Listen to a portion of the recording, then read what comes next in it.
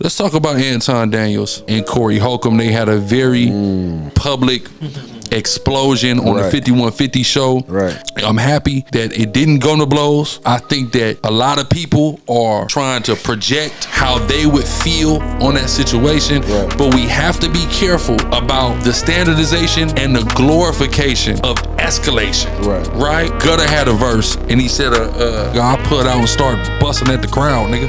And when he said that, that was a very provocative line, right? It was a captivating concept to just recklessly discharge a firearm indiscriminately into a crowd of people. That was a hell of a concept in the early 2000s. That wasn't regular. But things like that have been put out into the atmosphere to where these YNs are doing this across this country on a weekly basis. So that's how things become normalized, how they become standardized, how they become glorified. We have a situation between two black men and they have a disagreement. And people are going and trying to take away from individuals' manhood because they didn't behave and respond in a barbaric fashion. But this crash out culture, it is so detrimental to society. Corey tell him he kissed a white man ass. So he turned around and said, well, you sucking black people dick. Now, Corey reacts as if what Anton said was so inflammatory, but kissing the ass and sucking the dick, those are both sexual innuendos. So you introduced the sex play to the situation. I think I heard it, Corey Holcomb is in his 50s. We cannot, a nigga who's that old, and any nigga, lack of impulse control should not be glorified under any circumstances. Grown men should be able to control their impulses. You know who can't control their impulses? Babies. You have to have impulse control.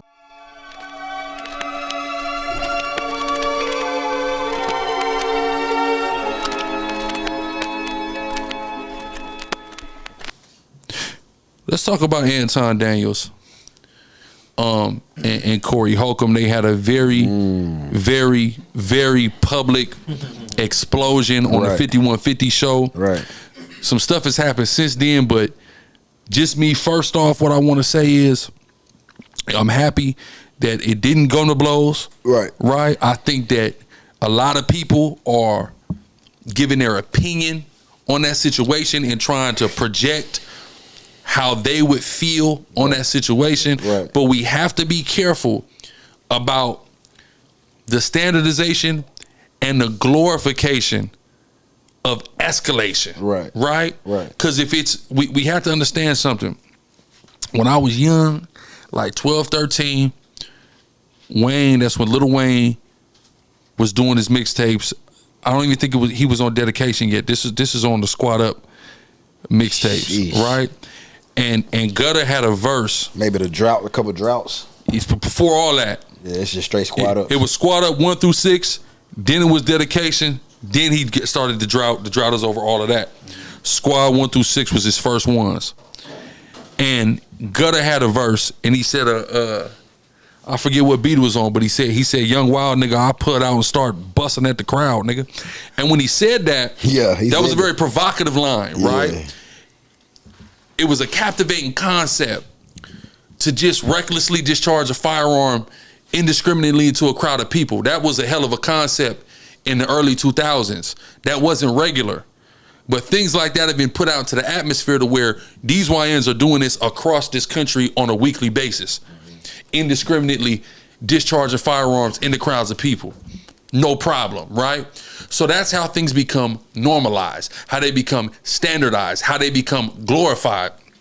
So now we have a situation between two black men and they have a disagreement, and people are going and trying to take away from individuals' manhood because they didn't behave and respond in a barbaric fashion to that situation. And I think that's ridiculous, right? Because the only reason you're doing, the only thing that anybody benefits from that is our personal entertainment. Exactly. That's it. It's only for entertainment purposes. And yes, we're doing content. So yes, this is about entertainment, but there's got to be lines. And every man's line is subjective. What this man will take, this man might let that slide. He might not, you might not have felt like you was offended enough by that to go into physicality. And it's going to be times where you got to crash for sure. But this crash out culture is so dangerous. It is so detrimental to society to normalize that shit. Yeah. We gotta watch. We should be happy now. If we just watch what happened, Corey Holcomb said that Anton Daniels, and shout out to Anton, you know, Kawan, that's his brother. That's our bro. His big brother. From Detroit. So Corey tell him he kissed a white man ass. Yeah. So he turned around and said, well, you sucking black people dick. Now, Corey reacts as if what Anton said was so inflammatory. Yeah. But kissing the ass and sucking the dick, those are both sexual innuendos. Right. So you introduce the sex play to the situation. Right. All the things that we say to say that somebody is ass kissing, exactly. Kissing ass, sucking dick, riding dick. That's all they synonymous sexual. phrase. They're all synonymous phrases. Yeah. They're all sexual, but they're all a form of expression to signify something else, right? Exactly. But you introduced it to the conversation when you said kissing ass. Yeah. So when he said, now you upset because he said something, and instead of just you explaining to him, hey, no, let's not do that. You know what I'm saying? But then also acknowledging the fact that you just called him an ass kisser, so you brought the sexual innuendo to the table. Right. You explode. Yeah. I think I heard it. Corey Holcomb is in his 50s. Yeah. We cannot, a nigga who's that old, and any nigga, lack of impulse control should not be glorified under any circumstances. Right. Grown men should be able to control their impulses. You know who can't control their impulses? Babies. Exactly. Right? Exactly. Little kids, animals. Right. Cannot control impulses. As a grown man, you have to have impulse control. Right? And they did because, of course, they didn't come to blows. Right. But it got a little loose and shaky for a minute. But again, I'm happy that they were able to not come to blows. Now, Anton did some bullshit since then. Yeah. In the name of content. We can get to that. I want to know y'all analysis of the situation. Yeah. Well, I mean, you know, Corey, he has to be cautious anyways, just because he already got lawsuits put on him from Eric Spears. Yeah, exactly. Eric Spears already sparked his pockets because of fighting, and you know what I'm saying? Because he got his ass whipped talking too much shit. Exactly. Exactly. You see what I'm saying? So there's a line that Corey know he can't cross no way. You see what I'm saying? Because he didn't experience the judicial backfires. You see what I'm saying? The legal backfires of not having impulse control. Now, as far as Anton not being able to, you know, just sit there and allow you know, Corey to express himself and then correct them. You see what I'm saying? Hey, look, I want you to understand, you're being a hypocrite. Call him out on being a hypocrite, you see what I'm saying, instead of turning it into that. You see what I'm saying? Right. Just because Corey say, well, let me just sit next to you, you see what I'm saying? You shouldn't feel necessarily threatened to it, like you feel like it's, because he understands he's still on the podcast. It's all this being recorded. You see what I'm saying? So you should have the wherewithal to know, I mean, okay, cool. He want to sit next to me. I'm a grown-ass man. He's a grown-ass man. Let me still approach this situation with a logical answer to what you're saying versus standing up and trying to like back up. Let's go outside and doing all that. He could have just called him out on his hypocrisy, like you were saying. Exactly. These phrases all keep it intellectual. Yeah, these phrases all mean the same thing, bro. Yeah. But because of the fight or flight aspect of the situation, all he thinking about now is, we finna fight, we finna fight, we finna fight, we finna fight, we finna fight. He can no longer think logically about none of that. And you can clearly see that there's both of them in that situation is no longer thinking logically about it. Yeah, for a fact. So, I mean, I think them emotions got too high. Yeah, just too high. And I think that was just something that, realistically, Corey just needed a reason to take it there. With cuz. You see what I'm saying? He don't like the whole Uncle Tom situation. So he don't like the coon acts and stuff like that. He need a reason to little boy a coon. Yeah. You see what I'm saying? He was looking for that. He need a reason to little boy a coon. Yeah, so. And I think you're right. It just seemed definitely like niggas was trying to pick a situation. But my thing is what everybody need to understand is and start being real is everybody has their own approach to things, right? Like I'm watching the Star Report, big up to my brother Star. and different people are calling in, and niggas are like, nigga, Anton is a bitch. Nigga should have did this, that, and I'm just going. Right. Now, my response to that is, where's Anton in life, and where are you in life? Yeah. Now, on the flip to that, we know money is not everything. By any and that doesn't validate anybody. Yeah, it's still come down to your integrity. It still come down to integrity. Yeah. But I bring up where Anton is in life in that situation to say that your lack of impulse control and your mentality hasn't carried you that far. Gonna get there. Exactly. You see what I'm saying? Yeah, exactly. He's been carried further in life, both in corporate and on the entrepreneur side, right? Right. Successful brother. Yeah. And you know, he you know, God-fearing, things of that nature. So, you know, people have to truly analyze the situation and what's at stake. Absolutely. There's some people, you know, everybody got a device, everybody can leave comments, everybody can call in, everybody can even record a video and upload it and talk about how somebody didn't perform up to a standard in which they believe they should have, that they created. But also, it's easy for some people to say they would do things because they don't even have nothing at stake. Of course, you would crash out in this situation. What do you have to lose? Exactly. You don't even have anything to lose. Exactly. Versus what other people have. Right. Versus what's going through each and every man's mind if he makes this decision in this instance. Right. What could this potentially cost me? Yeah. Niggas ain't thinking about that because they ain't got nothing. Right. And it's another thing when a lot of niggas, they self-worth is predicated upon their capability to physically harm somebody. Yeah. Exactly. You know what I'm saying? That's all they got. That's all you got. So that's what your self-worth, your social standings is predicated upon your ability to physically harm somebody. Because like you said, that's all you've ever been good at in your life. You see what I'm saying? You got into a couple fights and you won a couple. You see what I'm saying? And that's what got you your brownie points. Now you got brownie points off of that. And you know, it's easy to say, well, since I did that before and I was successful at it, then if I need to do this again, especially on a platform like that, I could go viral just from beating a nigga up. I done beat niggas up and ain't got nothing out of it. I could go viral and get some money off of beating a nigga up. You see what I'm saying? And that's where your logic stop at though. Yeah. But you ain't got the experiences of that man to be able to, you know, rationalize.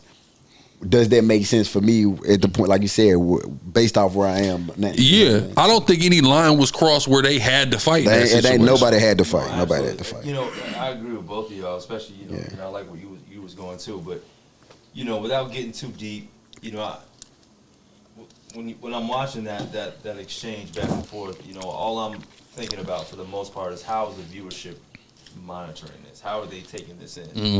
And you know, you would elaborate before, just you know, especially with us, you know, with content and what we deem as cool, you know, hood, you know, this nigga ain't like no bit. We gotta change that narrative. Like, you have a lot of smart, intellectual people that's a part of our culture that can digest things and take it in and then use it for good. Yeah, you know what I'm saying? So, intellectually and emotional intelligence, I felt like Corey Holcomb could have did a better job. For sure. You know what I'm saying? I'll just throw that out there. He could have did a better job. And I feel bad for the viewership, man, because once again, even though we said that, you know, obviously they didn't fight, but it almost came to that. Yeah. I wish that Anton would have just stuck to his guns and just, you know what, hey, I heard what he said. Let me just try to get this brother to understand where I'm coming from, which he did, mind you. Yeah, eventually. It got you. Eventually. But again, there's only so much a nigga gonna take, too. Yeah. True indeed. Call me out my name. And, but for the sake of the viewership, and that's my whole point is saying this, sometimes you gotta take that L, at least in your mind, but there's a lot of people out there that understand what's happening. You know what I'm saying? Like, we know, oh, he ain't no bitch. This nigga just don't know what he's talking about. He getting loud. Yeah. Just because you're the loudest person in the room don't mean you right. Don't make you right. You know, it don't make you right. So with the viewership, right? Let's say for the sake of the viewership, was this one of the last topics? How much of the podcast had they already shot? No, it was early as hell. Early as hell? Like, it happened like 20-something minutes in and went there. And it's like a 3-hour show. But you can tell that Holcomb was kind of itching for it. He already came with a preconceived notion of like, This is how I feel about you. Yeah, because he just doesn't like say something. I'm triggered, and that's what he's like, you know what I'm saying? Like, yeah, no, because he's like, you know, you kissing. He would say him making that statement. You kiss the white man's ass. He was itching to say it. But the whole thing is like, and this is why we can say this. We're Hebrew Israelites, you know. So we come from that. We come from teaching on the streets. Yeah. We come from being labeled as racist, as extremists. We come from all of that. Right. So I can say objectively, after doing that myself, after observing everybody else, niggas gotta stop trying to make everybody do things the way they want them to do it. Right. You can have a problem, or you cannot agree with all of Anton's methodologies, but all of us are doing, frankly, is trying to come up with solutions that we see as best for our people. Right. That's simple. If some people think that the conservative Republican way to go is what's going to be best for us, that's what they think. Yeah. Right? Yeah. But a lot of niggas that talk blackity black shit ain't about shit. Right. They just are talking. Right. They're just blowing hot air. Right. I've witnessed it with my own eyes. A lot of niggas will talk blackity black shit and then go and sell some blackity black people some dope. Yeah, for sure. You see what I'm saying? For sure. So a lot of this shit, everything to me boils down to something simple: the coalition of the willing and who has results. Yeah. What are you doing? What is your ideology? How is it working? Where are the results? What are you doing? How is it affecting change? And how can we bridge it? How can we collaborate? How can what I'm doing and what you're doing come together and we do something together? And guess what? We're not going to be able to collaborate on everything. But what can we collaborate about? Niggas are so busy pointing their finger at everybody else, telling everybody else they wrong and you a coon and you this and you that. How about are you and me common ground? Where can we work together and do some shit together? Yeah. That's why I love what Drewski is doing right now. Shout out to Drewski. Shout out to Drewski. Why. Like, you know, all the flack that he's getting right now. I don't even know if this is going to be one of our topics, but I just had to say it.